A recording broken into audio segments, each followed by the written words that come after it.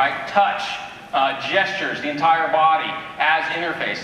It's becoming a much sort of richer platform, or much better set of capabilities to work with as we build a broader array of devices for a broader array of scenarios.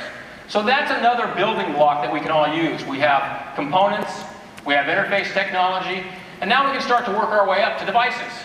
And when we think about devices, we have several different categories and several different ecosystems in some way to think about. And so let's start on the embedded side. Embedded is a phenomenal ecosystem in and of itself. There's over 1 billion processors sold into this market each year.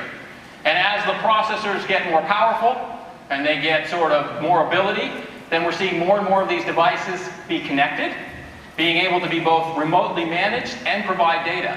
And so now we're getting a new generation of machine-generated data that can be used to provide information back in terms of what people are doing at the gas pump, or at the soda machine, or in manufacturing, or in medical, and at the same time be managed. And we see more and more companies working hard to manage these devices in the same way they might manage their PC network.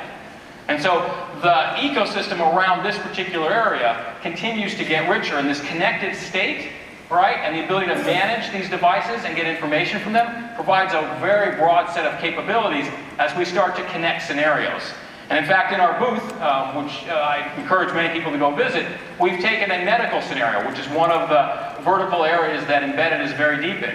And it shows how these devices can be used for things like medicine distribution, for working with patients, for doctors, and in many other areas. So you take a very real-world scenario, you add embedded devices to it, connect those into the PC world as well, and you can provide a very rich capability to sort of move, in this case, a hospital forward in terms of the care it can provide, in terms of the way it works with its patients, and also in terms of the way it manages its own costs. So that's one area, and we'll go look at that in a second. The other, of course, very interesting area and very rich ecosystem on its own is the phone. Last Friday, we announced the next generation, or the next release of the Windows 7 phone, codenamed Mango.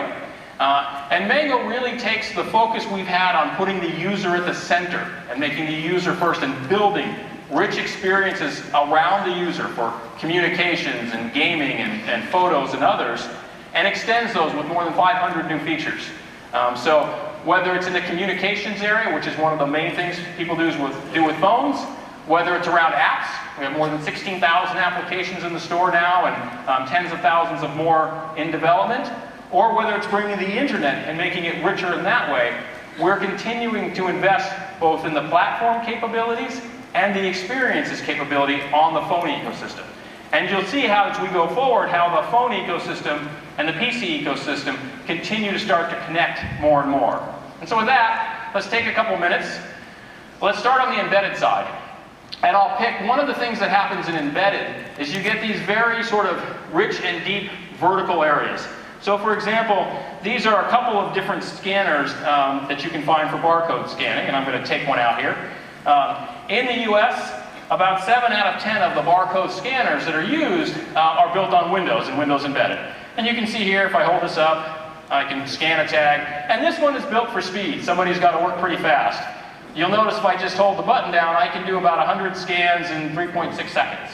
So if you have a very efficient and fast worker, you can never blame the technology for holding him or her back. And so this one is sort of built for speed.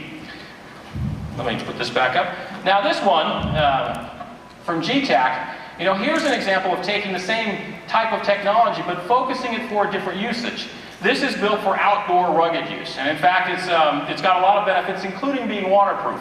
So for example, if I accidentally dropped it into my fish tank, whoops, I'll pull it back out, and it's still running just fine.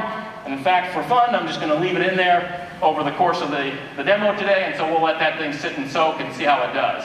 And so there's an example of taking the technology, combination of hardware and software, and putting it for a very specific purpose, right? And that's the beauty of the embedded platform. Here we see a device that's being built. I talked about medical before. This is a new one under development. You can see it has the X-ray screen on it. It has a scanner built in, so you can see the red on my hand.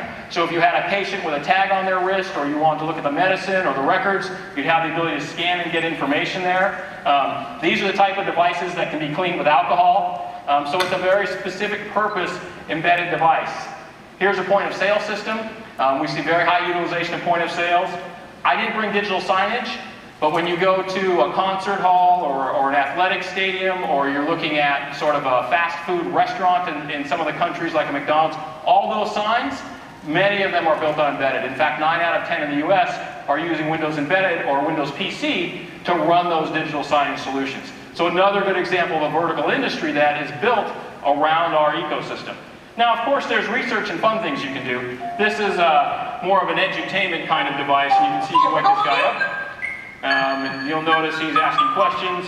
You can hold cards up. I'm not sure if he'll recognize this in the light here, but what I'm going to do is I'm going to press the button here, and you'll notice a camera, not a camera, but a screen comes out. So you can actually interact. You can use the cards, and he'll sing and he'll tell jokes.